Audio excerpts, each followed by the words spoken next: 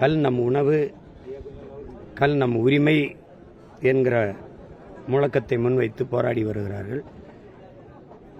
கல் மது அல்ல, அது ஒரு மூலிகை சாறு, அது உணவின் ஒரு பகுதி என்பதை தொடர்ச்சியாக நம்முடைய ஐயா கல் நல்லசாமி அவர்கள் வலியுறுத்தி வருகிறார்கள். இந்த உரிமையை பெறுவதற்கு தொடர்ந்து களத்திலே பனையேறிகளின் பாதுகாப்பு சங்கத்தினுடைய அல்லது இயக்கத்தினுடைய தலைவர் அன்பு தம்பி பாண்டியன் அவர்கள் தமிழ்நாடு முழுமைக்கும் பனையேறிகளை ஒருங்கிணைத்து இதை தொடர்ச்சியாக இந்த கோரிக்கை முன்வைத்து போராடி வருகிறார்கள். பனை நம்முடைய தேசிய மரம், தமிழ் இனத்தினுடைய அடையாளம். அதிலிருந்து பெறப்படுகிற பதநீர், கல், நொங்கு இவை போன்ற பயன் உங்களுக்கு தெரியும். தன்னுடைய உடலிலே 840 பயன்பாட்டை தருகிற ஒரு மரம் உண்டென்றால் அது பனைதான். அந்த பனை இன்று மாதிரி அழிந்து வருகிறது. அதை பாதுகாக்க வேண்டும். வேளாண்மையில் ஒரு பகுதி தான் இந்த பனை ஏறி அதிலிருந்து பதநீர், கல் பெறுவது. அதெல்லாம் அதில் ஒரு வேளாண்மையில் ஒரு பிரிவு, ஒரு பகுதி. உரிமை கோரிக்கைக்கு வலு சேர்க்கும் வகையில் நின்று வருகிறது.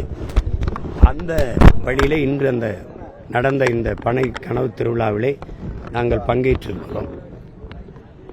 இந்த கோரிக்கையை அரசு கவனத்தில் எடுத்து சுற்றி இருக்கிற எல்லா மாநிலங்களிலும் கல்லறுக்க அனுமதி இருக்குது. புதுச்சேரி, கேரளா, கர்நாடகா, ஆந்திரா, இந்தியாவில் எல்லா மாநிலத்திலும் இருக்கு.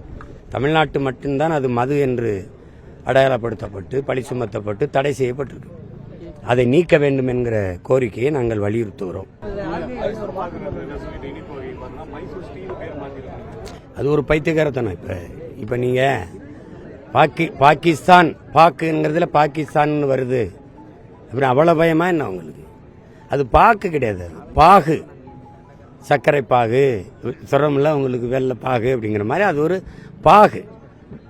அதை ஏன் பாக்குன்னு பாகிஸ்தானுங்கிறீங்க? இப்ப இது எப்படி சொல்றது? ஒவ்வொன்றும் இப்படி இருக்கிறதெல்லாம் மாத்திக்கிட்டே போவீங்களா? இது ஒரு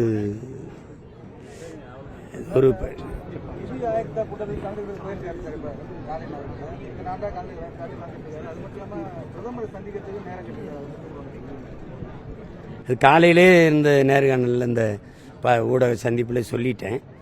அது உங்களுக்கு தெரியும். எல்லாரும் நீங்கள் பதிலை தெரிஞ்சுக்கிட்டே என்கிட்ட ஒரு கேள்வி எழுப்புறீங்க. அதை திரும்ப திரும்ப சொல்லிட்டு இருக்கிறது நல்லா இருக்காது. வேற ஏதாவது செய்திகளை உடனுக்குடனும் துல்லியமாகவும் தெரிந்து கொள்ள சப்ஸ்கிரைப் பண்ணுங்க.